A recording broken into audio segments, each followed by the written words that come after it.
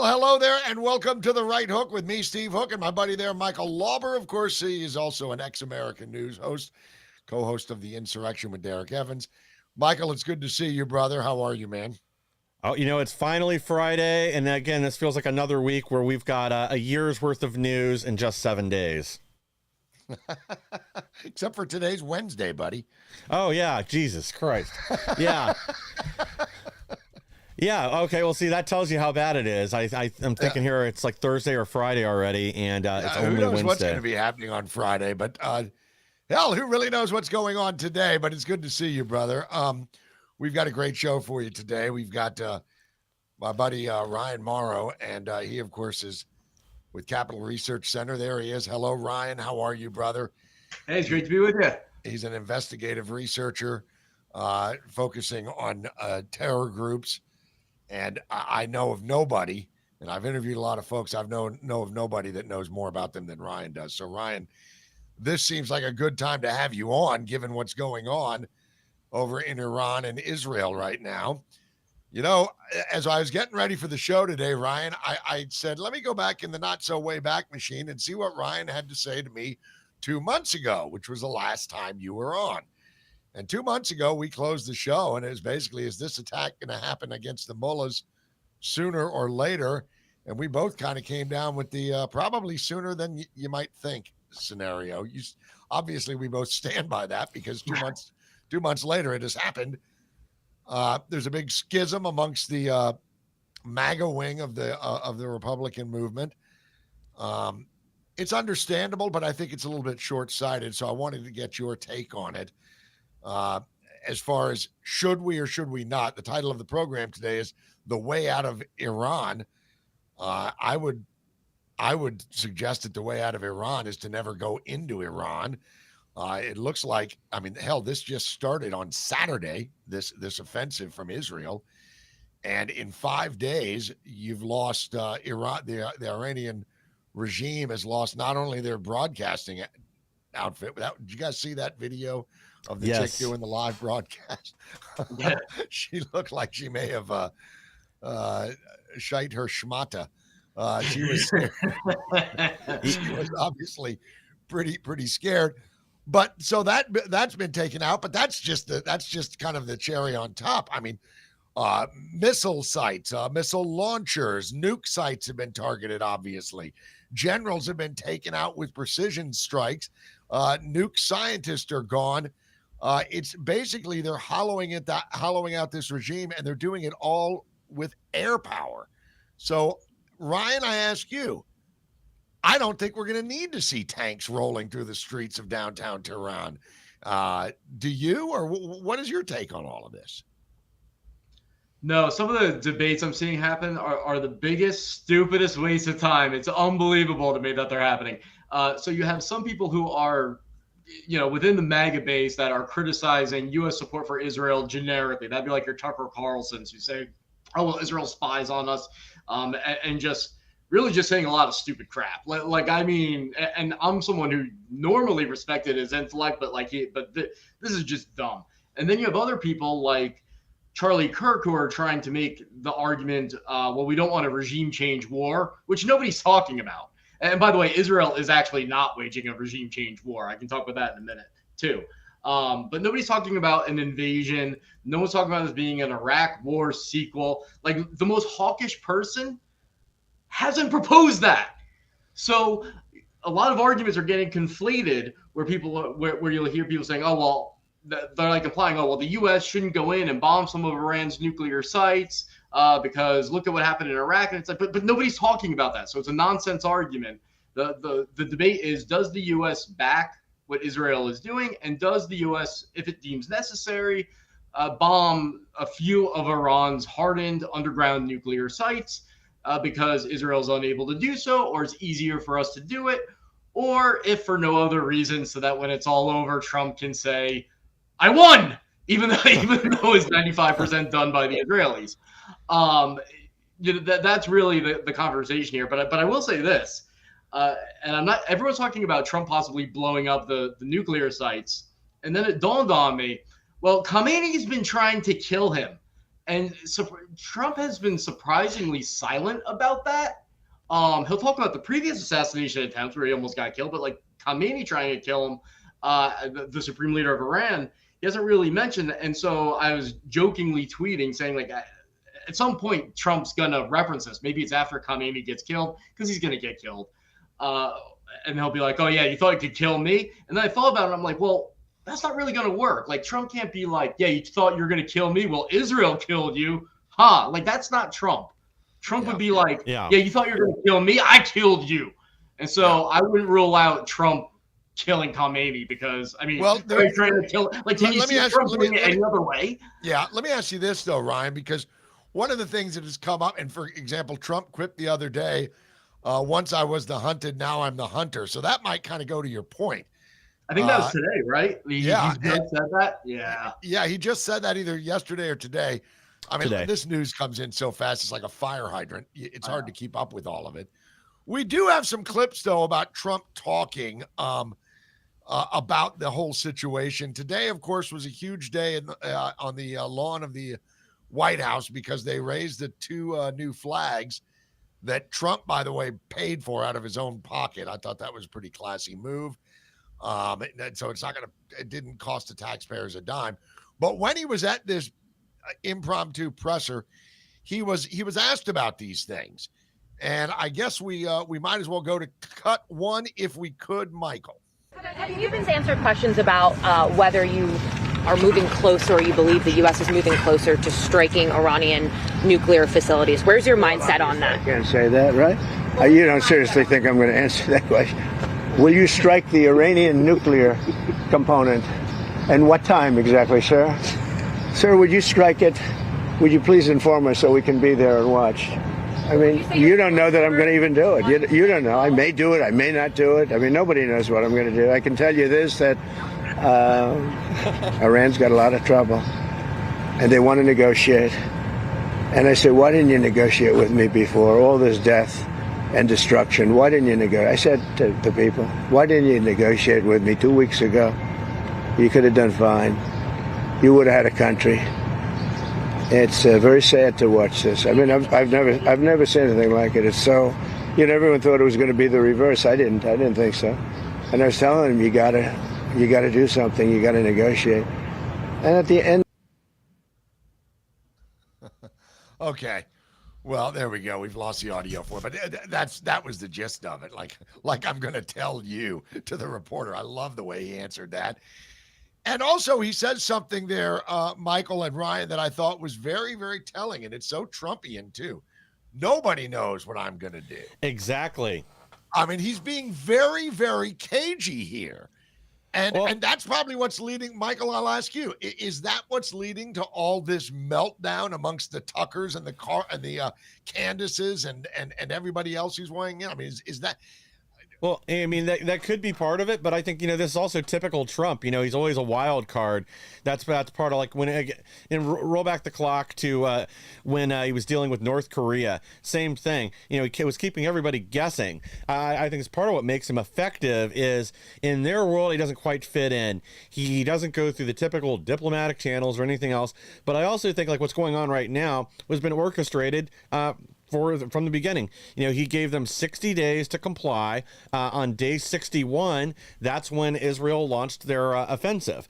So I think this was, he wants to achieve peace, and he'd like to do that without any bloodshed. But with countries like Iran, if they're not going to get on board, they're not going to give up their nuclear program and make the other concessions they need to eliminate their terrorism, their financing of terrorism, their attacks on Israel and elsewhere around the world, that there's going to be consequences. And as we know with Soleimani and other strikes he's ordered in the past, he's not going to play around. If something happens, it's going to be serious. Now, in this case, I think it was just letting the leash off Israel. They already had a plan, but I think it's going well. I expected, one of the things we've heard over and over again was how good Iran's air defense systems were. And that's why the West hasn't gone in and hit the nuclear sites within their country or ever, had a serious escalation there. Well, apparently that was all garbage. That was a paper tiger. Because they got in, they've basically just had their way with Iran since day one. And Iran's counterattack has been, pathetic. Ryan, and to that point, tell us, just how batshit crazy are these mullahs running the show over there in Iran? I mean, you've kind of told me about the imam in the well and some of this Yeah, the crap that they believe. 12ers. Yeah, that I think that most in the West, whether it's in the U.S. or the EU, although the EU is probably finding out about this stuff a lot quicker than we are. God knows they're committing cultural suicide over in that part of the world right now. But that being said, how crazy are these mullahs, and are they too crazy to possess a nuke? That seems to be a rhetorical question, but tell us about how crazy they are. There's three components. There's the crazy extremist ideology. There's evil, which to me is the most important component, and they're also really stupid and really dumb. And so the three components that way would be, well, in terms of being evil, I mean, look at what they're doing, and it's an open secret that there's massive amounts of child abuse of like the stuff that goes on behind the scenes. I wish Israel would release the files on that, because you would destroy the ideology of the Iranian Islamic Revolution with that alone. But so unbelievably evil, they torture people, and so just that type of human being can't be trusted with weaponry at all, much less nuclear weapons. Now, the ideology itself, it's a perpetual jihadist ideology. We know that. When they talk about death to America, death to Israel, something that they believe will literally happen and that they are religiously obligated to pursue. If you look at the Iranian constitution, it actually requires them to pursue the downfall of all non-Islamic governments. So the second that they stop supporting terrorism and pursuing that, they can actually be impeached. Like, so you're not going to compromise with that. And their specific brand of radical Islam is so wacky that they believe that their messianic figure, the hidden imam, has been living down in a well at a place called Jim Karen, and that they have a religious duty to create the conditions for this final apocalyptic battle.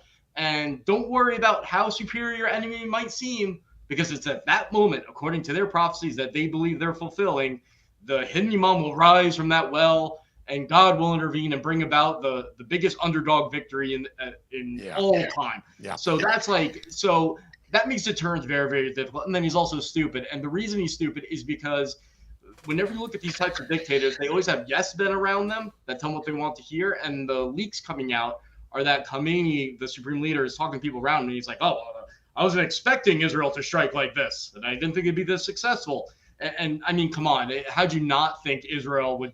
I understand, like, not understanding it'd be this successful, although even that's kind of stupid after the beeper operation. But thinking Israel would go full force if they're going to hit you, I mean that's stupid. So those are the three components of why you cannot trust these leaders with nuclear capacities, even. Yeah. So and well, that seems to be. I mean, if you. Here's a question. Do we know where the well is? Because maybe we could save everybody a lot of trouble by putting a Moab down that damn thing. They probably see that as something problem. With our luck, you know what would happen is, like, it would be a dud. And then we'd end up looking like a miracle, like, you know. But yeah, there is a specific well. I believe Ahmadinejad spent a lot of money when he was the president to make it nicer, to prepare for this to happen. But overall, what's amazing here is as more and more people are realizing that the Iranian people are against the regime, but I do think the regime is crumbling. But let's hold our horses on assuming that's going to fall imminently, because some of the telltale signs of that happening aren't happening. Like, Israel's not killing so far the successors to Supreme Leader Khamenei. I mean, I'm sure they're going to kill him, or Trump will kill him, because after October 7th, he was involved. How do you not do that? But if you want to topple the regime, you would kill the people that replace them. And that's not happening. So Israel's doing some things that can make it easier for internal regime change to happen. But people that are saying that Israel's waging a regime change campaign, I think they're incorrect. Sometimes they point to the fact that Israel's blown up some of, like, the police headquarters and domestic security buildings. But I don't think that's part of a regime change thing, because that all started happening at around the same time that reports were going around that Iranian police were chasing suspected Mossad operatives. So what would you do? Of course, you would blow up the police headquarters. You want your operatives to get out. Yeah. Well, does the Green Movement have a chance of having a new breath blown into it? Will there be new life for because God knows Obama turned his back on the Green Movement and then sent him $1.7 billion in untraceable currency on pallets in the dead of night. I mean, the stupidity that the American government has had with this is, and I think Trump, it seems to me anyway, that Trump is about fed up with the whole damn thing, probably fed up with Obama and Biden's fumbling of it all and funding all of it, and also fed up with the fact that these guys say they're going to, they're negotiating, but it seems to be just a stall tactic. And then you get the IAEA come out for the first time in their history and saying, look, Iran is very, very close. That IAEA is not a warmonger regime. I mean, a machine here. Are there anything but? So what do you have to say about all of that? What do you think? Does it Green Movement have a chance? Oh, the ingredients are there. I'm just not seeing the organization on the ground. I'm not seeing the military and police defections that usually leads up to something like that. You're not seeing like the army moving against the local police. There's just things that aren't happening yet. Now, as the barriers to regime change are removed, there'll be opportunities for things like that to happen. It can happen very, very quickly. We've seen that with the Arab Spring. But I want to be, even though I think the regime will fall at some point, I don't want us to get ahead of ourselves and start setting that as an expectation, because then if it doesn't happen, it looks like we failed in some way, when that's not the objective. That's not what the targeting indicates what the Israelis are trying to do. It's not what the U.S. is trying to do. We're not destroying the cyber command, making it so everyone has access to the internet. There's a whole bunch of things you can do to make that happen that just isn't taking place. But they did. But Ryan, one thing they did do was apparently, and I'm seeing this on X, so I don't know exactly how true it is, but it looks pretty real, is that the Mossad has infiltrated the Iranian media and are putting on blast on Iranian television anti-regime messages and showing women waving their hijabs in the air, cutting their hair, which is also not supposed to be done there, cutting their hair short. And again, I don't know how much of this is just Israeli propaganda, but it certainly looks pretty legit to me. And also, while we're thinking about that, Michael, I want you to jump in here. But while we're talking about all of this going on, you've got reports that Netanyahu was saying this is how we can kill the Ayatollah Khamenei, and then Trump saying slow your roll on that. So maybe Trump is saying our objective and our only objective right now is to rid Iran of any capacity at running so much as an oscillating fan with nuke power. It looks like they want to get rid of that nuke program in total. And then maybe somewhere down the road, to your point, maybe regime change will come about to inertia. When I do think like some of what we're seeing with the specific buildings they've targeted the police stations, and more specifically the morality police, I think they are setting the stage for a revolution there. That they're trying to take away the barriers that what the people fear about getting out in the streets and doing anything else. That eliminating those blocks now and then sending the message. You know, I've heard one thing floated that sometime like tonight our time, or tomorrow, I guess tomorrow our time at some point, is that's when they're kind of expecting people to start taking to the streets. And I don't know how much organization is really going on behind the scenes, but I do think they have things in place, and I would think that would have to be part of the plan. Well, there's also limited resources. So, Israel is not a military superpower like the United States. Yeah. And so when you look at the targeting, even the broadcasting and the domestic security apparatus, there's legitimate reasons to blow that out besides regime change. Now, of course, Israel would like to see it. I'm just not seeing that they've actually said, all right, our military campaign, the objective is to foment regime change. Like, we succeed or fail based on that. I think right now they're hitting targets that get you further to that path, along that path. But it's with the objective of minimizing Iran's retaliatory capacities, damaging the nuclear program, and then all of that's kind of a bonus. But what I think is going to happen is that this isn't just about destroying the nuclear program. What I'm very confident Israel is trying to do is minimize Iran's threat to such a degree that they can indefinitely bomb Iran, and it's not a big deal. That's how it went in Syria for so long under Assad. And then one day, you just chip away, and then Assad falls. It's like the CIA drone campaign in Pakistan, the same model. And then that way, Israel can say, all right, well, there's definitely not going to be a nuclear program because you start building a factory, we'll blow it up. You don't have the retaliatory capacities you had before, so it's not that big of a deal. And it starts happening, once a month or once a week, and it's not really a news headline anymore. And that's what happened in Syria when Israel first started doing strikes there, many years ago. It was a big deal. Then it didn't become a big deal. Well, I guess one of the things I'm kind of considering, though, here in this equation was specifically Netanyahu did that interview with Iran International, the Iran media group that was based out of the UK, and I think they recently moved to is it New York or somewhere else. But regardless of where they are, in that interview, a lot of what he touched on was that now is the time, now is the moment that the Iranian people deserve to be free. He reached back in history, talked about Cyrus the Great, and historically they helped the Jews, and now it was the Jews' turn to return the favor to the Persian people.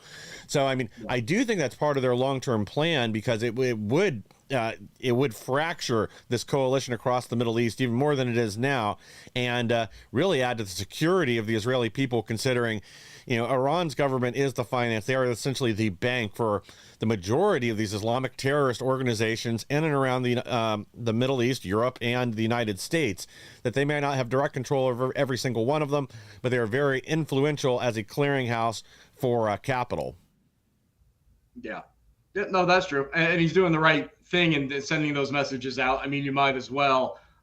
It's just, if you have limited resources, I'm just not seeing the resources being allocated to say, overthrow the regime right now.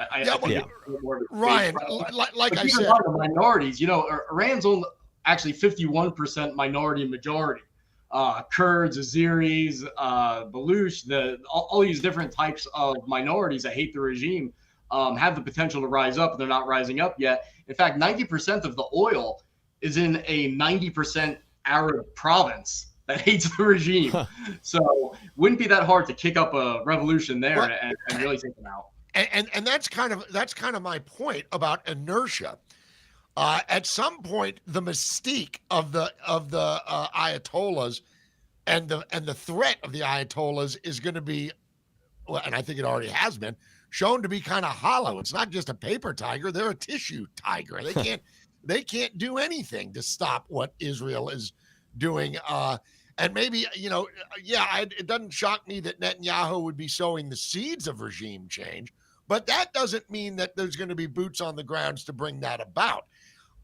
We got to take a break. When we come back, I want to talk about, we got another clip or two of Trump talking about this very thing, including one where he addresses Tucker Carlson. And also we want to touch on Reza Pahlavi. Reza Pahlavi is the Iranian crown prince. He's living in exile in Cairo right now, but he put out a message directly to the Iranian people, and I think it was actually targeted for a wider audience than that, but we'll let you see that, and we will be back with more of The Right Hook. My guest today, of course, Michael Lauber, and of course, our good friend, Ryan Morrow. We'll be back right after this.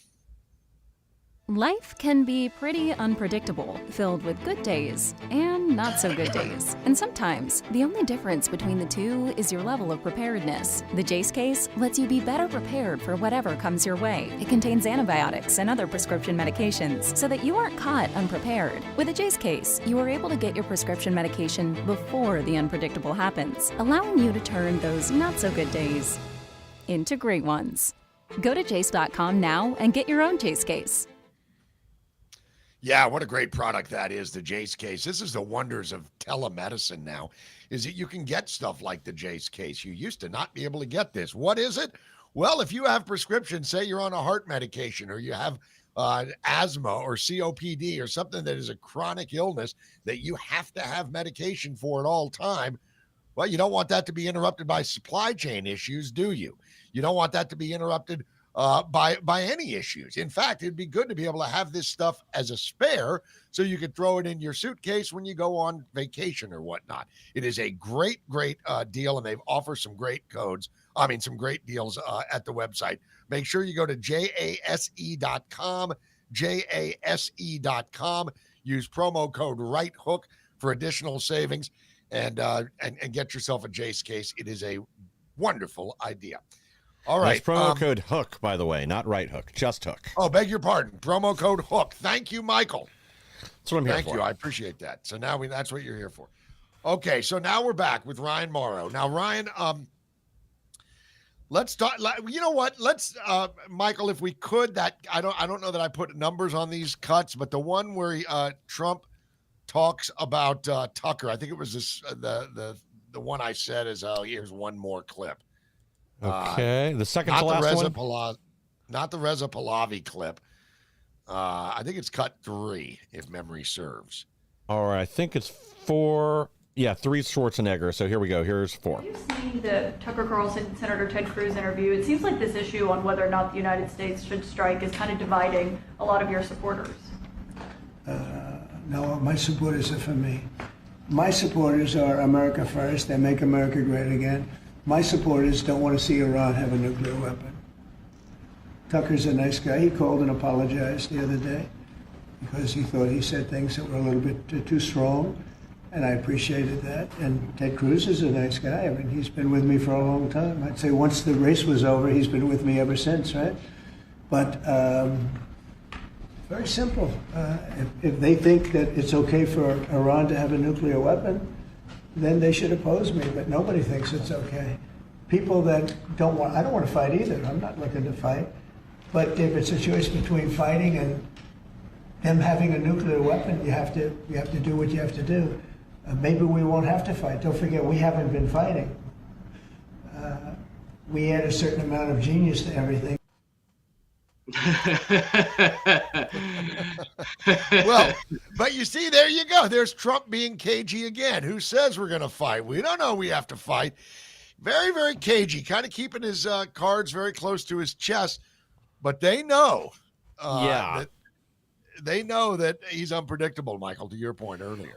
Well, it really also underscores that point that we haven't got in this fight yet. They're only dealing with Israel, and if all of a sudden we jump in with the B2 spirits that are over there in Diego Garcia, bringing some bunker busters, that changes the dynamics. You know, Israel's been able to field 200 aircraft simultaneously to drop these bombs. I wonder how many we can get up in the sky and how quickly their assets will vanish from underneath them. Yeah, well, because they have air superiority is Israel's. And we talked about this last week, Michael. World War II was effectively over when Germany lost any and all air superiority. When Imperial Japan lost their navy and their air superiority, it was over. Yeah. Iran right now is having to hide what weaponry they do have left somewhere in a mountainside somewhere, deep underground, because the second they launch it, even if the missile isn't taken out, the launcher is taken out within seconds. Yeah. So Ryan, if we go with the presumption that air power alone can take out the nukes, first of all, do you think that's possible? Do you mean Israeli air power? Yeah.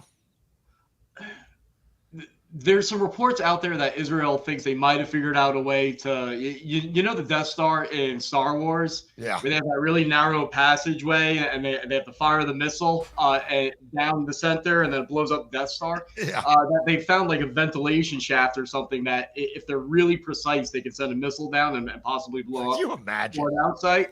I did see some reports of that. I'm sure the Israelis have some type of plan. They're speaking very confidently. Worst comes to worst, they can collapse the ground around it, destroy the entrances and exits, and then block off access to it. It's not really ideal. They could do a ground raid. They've contemplated that before.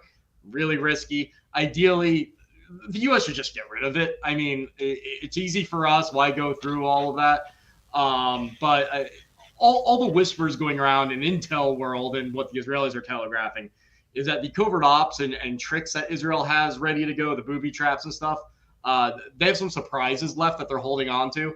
I suspect it's because they're anticipating doing raids into Fordow, possibly the new Natanz site that they're building, and also the underground part of the old Natanz site, and also the uranium stocks that a lot of people are worried about blowing up because then the radiation goes everywhere. So Israel's not blown them up yet. So I'm assuming that that's why, which means they have a plan in place for when they send in the covert operators to go and take that uranium away. I can't think of anything. What other option exists than that? So well, let me ask you a question that seems to be, pretty obvious. It's almost a rhetorical question, but you don't want to play chicken with these mullahs if they have their hands on nukes. They've been saying even up until today that they've got surprises up their sleeves, that they're going to do something that will be talked about for centuries to come. No. Michael and I were talking about this off air a couple of hours ago. I mean, and I guess the possibilities are endless. You could be looking at biological warfare, biological weaponry put on on one of these missiles and just launched. You could have dirty bombs. You could have any number of things. I think the surprise is that they're going to be faithful to their wives for a week. So there's going to be disappointed goats everywhere. I mean, it's well known that one of the ways you gain intelligence on the Iranian regime, just like they do with Hezbollah, is you follow the mistresses around. The one guy had 4 mistresses at once, one of the top Hezbollah chiefs. And you always hear stories about alternative lifestyle, shall we say, going on. This is like a known thing. So, but in terms of surprise, they talk like this all the time. That's standard Middle East leadership talk, where it's always like bombastic and no. Iran's doing everything that they can. They don't have some secret weapon ready to launch. I'm confident of it. Yeah. Yeah, the rumor I'd kind of heard yesterday, I listened to a podcast that was kind of focused on security, that their concern was mostly a dirty bomb, that they may reach up some of these missiles with uranium, or more specifically some cesium, especially medical grade cesium, and just lob them over at Israel, because again, it doesn't matter whether they make contact or not. Even if they're shot down over the city, they would still blanket it with radiation. And I guess cesium is really the big worry there, because it's hard to clean up and it can leave an area, uninhabitable for potentially hundreds of years. Well, you've got to move the radiological material into the bomb or the warhead, so you're going to have a bunch of guys in hazmat suits sticking out like a sore thumb for Israeli drones to notice as they're doing that, and they're trying to put the thing together, and Israel's hunting for missiles anyway. I mean, I wouldn't rule out anything, because they still have missile capacities and there's always intelligence gaps, but I would assume that would be a hard one to pull off. By the way, you know what the Iranian game was with the delays? It's because I'm surprised I didn't see more analysts pointing this out, is that the weather in Iran after like mid-June, it gets harder to do air raids. It's because the dust kicks up, and so and everything else, it messes with the aircraft, and you can still do it, but you want to do it under ideal conditions. And so they were hoping get past that part, and then the next window opens up, and it's still not the best window until like September. That gives you some time to build what you want. And if you don't take that window, then they got a whole nother year until the next spring. So, I mean, that's one of the calculations I had, where I'm like, by mid-June, the Israelis got to do something, unless they're willing to fly, their pilots and risk their lives in conditions that are not ideal. Yeah. I'm just really puzzled. I don't think that this looks like a ground on the boots operation. This has a diametric different feel than Iraq did, than Afghanistan did. Libya, of course, we know the catastrophe that befell, Benghazi and that whole mess. But this just feels a little bit different to me. I mean, how impressed are you, Ryan, by the job that the Mossad has done? This looks to have been a plan that has probably been on the books for years, certainly months, but I would wager even years, because the precision with which they've taken out, I mean, they take out the supreme leader's top general. He's replaced 2 days later. That guy's dead. I mean, I would not be lining up to get a job in the IRCC if I were anybody that carried a weapon in Iran. How shocked are you at how well the Mossad has done here thus far?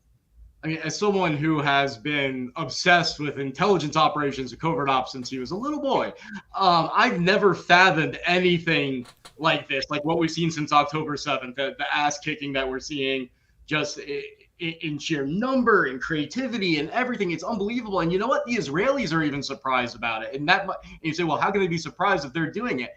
It's because some things are going to work, and then you have some things where situations have to line up. You have a booby trap, and then you hope that the guy is there at the right time. And what I've heard consistently ever since, particularly the Beeper operation from the Israeli side, is that they're amazed at how, yes, things are working perfectly. You always assume a certain amount of mistakes, very few are happening, but things just keep lining up for them as if it's a miracle over and over and over again, where just opportunities line right up. And it's like mathematically impossible for that to happen. And just things don't just go according to plan. Additional opportunities to maximize effectiveness blow up. And I don't know what those specific things are, but if you talk to anyone on the Israeli side, like everyone's talking about it. They're just like, yeah. How does this happen? Of course, God's on our side. Yeah. I could see taking that position. I mean, you mentioned the Beeper operation. I mean, that's like right out of James Bond, the way that worked out. I mean, that's in the videos. And the walkie-talkie. That was so amazing. People forget that the next day they detonated the walkie-talkies. Yeah. And then later the Iranians caught even more. I think it was more walkie-talkies and other devices. And there's been consistent reports of other things blowing up. I've seen pictures of like a radio was in a vehicle that blew up. So we don't even know the whole story of everything that went on there. Other things blew up is what I'm saying. Well, and this drone operation they pulled off right under Iran's noses, having this factory in country that they launched from. And one of their IDF spokespeople sort of hinted in one of his interviews that there's another one they haven't activated yet. So I'm sure that's got to have the Iranians spooked. If they can launch. Well, this is kind of something else they'd mentioned about this on the thing I watched yesterday. That so if there's a second one of these, and let's say it also has around 1,000 drones or that capacity in it, and they want to hunt all these replacement leaders. They obviously have very good intel on where these people are hiding. I mean, think about what that's going to do to their morale if 3 days from now, all of a sudden another 1,000 drones launch and it takes out another, say, 800 operatives, high value operatives for the Iranian government. That's just going to decimate whatever morale they have left. Yeah, they have something in store in the Isfahan area for the ground forces and local. They have some way of disabling that, because if they're going to send in covert operators there to take the uranium out, there's something, a Beeper type operation ready to go for sure. I have no doubt about it. And according to one source I talked to in Israel, who's very well connected, not involved in the covert operations, but would kind of have a feel for everything that's going on there. He basically said that whatever all the Israelis are saying is that worst case scenario, say the regime survives, they're going to know they're so infiltrated that they can't peel it back. You can't fix it. Like, you would have to fire everybody. The regime would have to resign and hire all new people in order to get rid of the penetration. Yeah. They're not going to be able to import anything because so many different things have listening devices and booby traps. And they're going to have to dismantle basically every large constructed structure because a lot of those materials are booby trapped as well. And so the Iranian regime is going to have to actually just throw their hands up and be like, all right, well, I guess get rid of the security clearance process because everything's going to be known anyway. And you know what else? Amish and get rid of everything. Exactly. Yeah, that's it. Oh yeah, you go full Stalin and just purge your country of that doesn't seem feasible. But what did seem I got to tell you that maybe this is just the way my brain works, but I happen to know that a lot of pacemakers are made in Israel. And I wouldn't be at all surprised if some top Iranians have some pacemakers in there. Could you imagine that? I know that's just kind of far-fetched, but good God, so was the Beeper attack. Involuntary suicide bombings. Prevent suicide bombings. Preventing suicide bombings with suicide bombings. Yeah, so there could be a bunch of suicide bombers walking around inside Tehran that do not know that they are suicide bombers. Right. No. Yeah, not yet. Yeah. Well, the pacemaker thing would be brilliant because you could even tell them ahead of time. There's nothing they can do about it. And these things can be, activated remotely. I mean, I can't remember if this was a TV show or a movie I watched where this was the plot. It was some hackers and they were holding a bunch of people with pacemakers all over the country hostage until we met their demands, or they were going to, shut them all off through the automatic updates that some program had already been embedded. So, I mean, they could have already done this. There could already be a countdown clock on these people's pacemakers. And all of a sudden, again, 1,000 of them just drop dead at noon one day. What are they going to do about it? Nothing. Yeah. They have no way to retaliate. Yeah. You just watch. I bet the Israelis are watching this right now. Steve Hook figured it out. And an hour from now, the Israelis are going to have to prematurely detonate all of this and be like, "Oh well, good going, Steve Hook." Yeah. Yeah, you Yeah, gave the away the user will state lose it. secret. And it was just a guess. Okay, well, listen, we got to take another quick break. Our guest today is, of course, the wonderful Ryan Morrow. I'm Steve Hook. That's Michael Lauber. You're watching The Right Hook. I told you that Reza Pahlavi video is coming up. We'll do that on the other side and get to more right after this.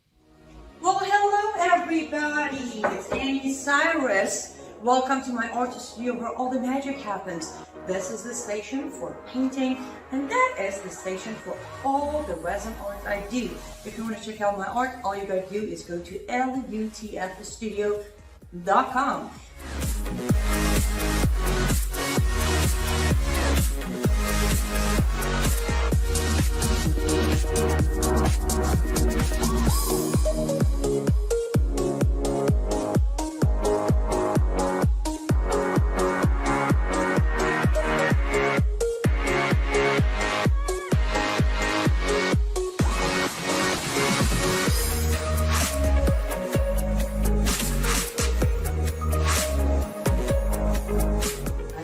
Finish this painting, but I'm sure, or at least I hope, I'll see you at lutfstudio.com. And there she is. That's Annie Cyrus. And Annie, of course, is a Iranian expat herself. She is a Christian, and her family fled Iran after the 79 revolution. And she is a wonderful producer, a wonderful show host. She's been getting a lot of press lately, given what's going on. But she's also a wonderful artist. Go check out her website, lutfstudio.com. That's lutfstudio.com. You can remember that, Live Up to Freedom studio.com. Make sure you mention Right Hook as a promo code, and you'll get some great one-of-a-kind art pieces from Annie herself. You can say that's a Cyrus original, but go check out lutfstudio.com. Okay, we are back. Ryan Morrow joins me now. Ryan, let's Michael, you have that Reza Pahlavi clip. This is he's speaking in, I guess, Farsi, but it is we do have some closed captions here, so you can see what he says. We won't play the whole thing, Ryan, but I want you to kind of get a feel for that, because this kind of goes towards sowing those seeds of regime change. And it may not even be a kinetic situation where you have to attack. It may just kind of wither on the vine after the threat of these mullahs is kind of, it just doesn't scare people anymore. I mean, I know they still are very dangerous. Good God, they're dangerous. But if they lose their nukes, well, it looks like Reza Pahlavi has an answer for what ails the folks of Iran. Do we have that clip, Michael? Yes, sir. All right, here we go. Check it out. همیهنانم جمهوری اسلامی به پایان خود رسیده و در حال سقوط است. خامنه‌ای همچون موشی هراسان زیر زمین پنهان شده و کنترل اوضاع را از دست داده است. آنچه آغاز شده برگشت ناپذیر است. آینده روشن است و ما با هم از این پیچ تند تاریخ عبور خواهیم کرد. در این روزهای دشوار دل من با همه شهروندان بی‌دفاعی است که آسیب دیدند و قربانی جنگ طلبی و توهمات خامنه‌ای شدند. من سالها کوشیدم تا میهنمان گرفتار آتش جنگ نشود. پایان جمهوری اسلامی، پایان جنگ 46 ساله آن با ملت ایران است. دستگاه سرکوب رژیم در حال فروپاشی است. تنها یک خیزش همگانی لازم است تا این Okay. Well, that's I think that's pretty much you get the gist of it. What Pahlavi is saying here is we're at a sharp turn in our nation's history. I feel for the citizens who have been harmed. I get that. Now, I know you've got mixed feelings about Reza Pahlavi, Ryan. And I imagine he's going to be one of several that would vie to fill that vacuum. But it should be mentioned that Reza Pahlavi has a lot of friends in the United States. He has a lot of friends in the EU. So he's got some pull that others may not have. the question is, does he have that pull with the Iranian people in Iran, not expats, but in Tehran? I mean, is he going to find that support? What's your thoughts about Pahlavi? Well, first of all, watching that video, am I the only one that thought that looked like AI or a wax figure? I mean, I can't be the only one that thought that. But anyway, I mean, I remember, I think I was first published saying to back the Iranian opposition in 2003. It might have been even sooner than that. So this is something I'm exceptionally passionate about, because it was, to me, the number one thing we should have done after 9/11 was back the Iranian opposition, and not even pick one, like just back all of them. And have an exile government, and get this moving so that we don't have to go to war with Iran. So the difficulty I have, it's not so much mixed feelings as if I know him personally. It's that a lot of Iranians I talk to are so big on having a secular democracy. They aren't talking about monarchy, and a lot of Iranians still will say the Shah's reign was better than what they have now, for sure. But it's not like the ideal they're striving for. There's still a lot of skepticism among those that have been living outside of Iran for a long time. They gravitate more towards those that they want a leader that's been living in there. And the problem I have is that there are so many, the regime is hated by so many people that there's a lot of opposition figures. And each one who I've talked to or has talked to the media, they all say, I'm the most popular one. And they have a lot of Iranians who say they're the most popular one. And they all say the other one is a regime agent. And so I kind of throw up my hands in the air and I say, I don't know. The data I've seen from inside Iran, which is always questionable, is that Pahlavi does have a base of support there, but it wasn't majority. Like, it wasn't, they pointed him out and said, that's our guy. It was a significant minority, if I remember correctly. But, so someone else might burst on the scene. I'm just not really sure. But I just feel like it's risky to say, if you have a selection to choose from, to say someone connected to the Shah, I'm not willing to put all my eggs in that basket. Well, I mean, to your point, it was that guy's father that had to move into exile, and that's what ushered in the whole era of Islamic idiocy that it has been. And it's not just Iran. I mean, good God, the Houthis are in Yemen. That's Iranian proxy. You've got Hezbollah in Lebanon. You've got, obviously, Hamas in Gaza and parts in between.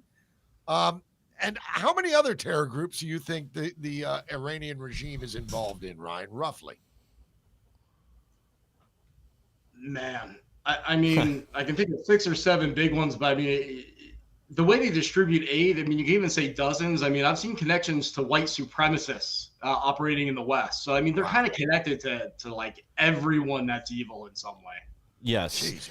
Yeah, that's one thing I mentioned earlier. They're sort of like almost like a clearinghouse or a bank, and they really are connected to just about everybody. It's almost every Islamic group and a number of others. It's anywhere they think they can do damage and levy influence with terrorism, that they'll spend those dollars that way. And that's part of what makes them such a big threat, not just regionally, but nationally, internationally, and potentially a threat here. I mean, we also know that they snuck a number of operatives over the border here. A few were caught while Biden was in office, but there's other ones too. Like there was a hacker that was high on their list that came through the border, actually went through a checkpoint, but then was just released into the country, into the wind, disappeared. We still don't have him. Well, we estimate that. Sorry guys, my camera's having issues right now. It's overheating. I gotta change my battery pack out. Well, I'll tell you what. While you're fixing that, I'll pick up where you left off, because I think you're bringing up a good point. And Ryan, you touched on it too. If they're even dealing with white supremacists, basically, they're just looking for chaos agents. Would that be a fair assessment of the situation here? Yep, and they invest in flooding and toxifying social media as well, just like the Russians and the Chinese do, but Iran puts a lot of effort into that. So a lot of the vile inability to have dialogue on social media that's poisoning people's brains, which I consider to be one of the top threats to the survival of the West. I know that sounds dramatic, but I do. Iran's involved in that. It's not even just blowing things up. I mean, they're poisoning our societies. Well, I mean, good God, man, they've even got the LGBTQ plus A community protesting in favor of Gaza, and of course, I guess none of those folks saw videos of Tehran homosexuals, gays, and lesbians getting tossed off buildings. I mean, they really do. They lay down with a lot of different dogs, and these people should be smart enough to see through it. But alas, they're not. Okay, well, I'm glad to see you got your camera fixed, Michael. We'll see. I think it's overheating, so it may click off again. You're just so hot, man. Yeah. So, it's exactly what it is. Yeah. So I think let me ask this to all three, to all of us. I know what my answer is, but to you two, can we all three agree that it looks like the number one objective here is not regime change? That could come just through, like I said, through inertia, through the slowly hollowing out of the regime that's there already. But can we agree that the number one objective is getting rid of all nuclear power inside Iran? That's it, right? Oh yeah. Yeah. And the missiles and really the capacity to retaliate for, like I said, indefinite Israeli strikes. So every time something pops up, they bomb it, and no one really cares and nothing happens. Yeah. Yeah, and I'd agree. I mean, from our standpoint, that has to be the primary objective as well, is eliminating their nuclear arsenal and the potential threat that brings, not just for Israel, but also destabilizing the region. I know some people have been kind of dismissive of this in interviews that I've seen on the dinosaur media, but there really will be an arms race initiated. One of the princes in Saudi Arabia, and sorry, I'm blanking on his name, but he's already stated that if Iran has a weapon, they will launch their own program to develop one of their own, and as will other nations in the region, because they're such a destabilizing factor. Yeah, and I would also add, by the way, that a successful campaign against the Iranians, and that's a good point, by the way, is that, letting this go, that's exactly what would happen. But there's economic benefits to this, if depending on how the regime falls, huge economic opportunities there too. And I honestly believe this, even though it sounds utopian, like peace in the Middle East, as best as we can envision it, is really within our grasp. Yes. And ironically, when the textbooks are written, the history textbooks are written, they're going to say that Israeli operations are being condemned as genocide now, and Israeli warmongering, attacking the Iranian regime right now, are going to be largely responsible for peace in the Middle East. Yeah. I mean, never before, but I can see what it looks like. I can see how to get there. The trends are headed in that way. When have we ever been able to say that before? Yeah, no kidding. And how much of a hollowing out of Hamas, Hezbollah, Houthis has already happened since Saturday because of the attacks against the Iranian regime? I got to think that those guys got to be pretty damn nervous too, because the money's dried up. It's gone. They're not going to be getting arms shipments anytime soon from Tehran. And you got China and Russia sitting on the sidelines, not doing anything, it should be pointed out. They're just, they're kind of sitting down saying, oh, we hope things calm down. I think a lot of countries in the region, whether they would admit it publicly or not, are probably cheering Israel on right now. Oh, without a doubt.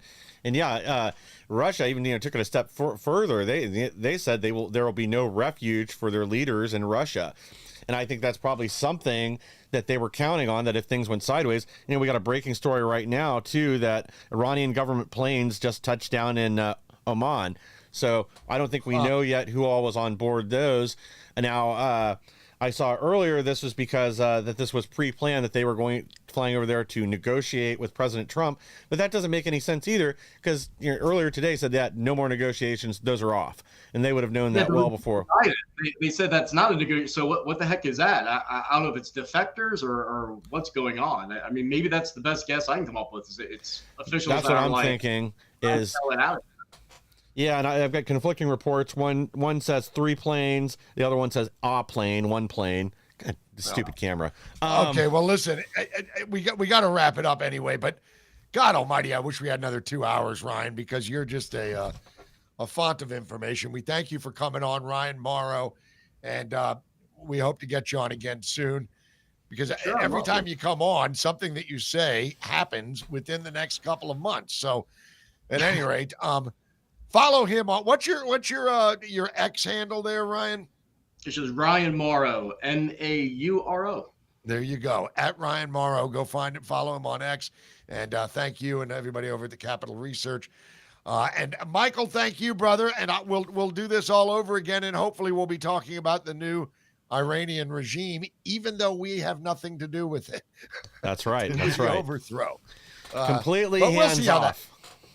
we'll see how that plays out. Anyway, Ryan, thank you very much. God bless you, brother. Always a pleasure. Michael, thank you as well. And folks, we thank you mostly. We look forward to seeing you again. We'll be back on, well, I guess, Michael, you may be back on Friday. I'm getting ready to go to Europe for a couple of weeks. I hope the world doesn't blow up while I'm there, but Yeah, we hopefully you shall guys don't see riots from the all the overrun cities in Europe that are going to be full of angry Islamists. Oh, God, don't even say that crap. I'm getting ready to pack my bags. Anyway, I'll see you when I see you, folks. Thanks for watching The Right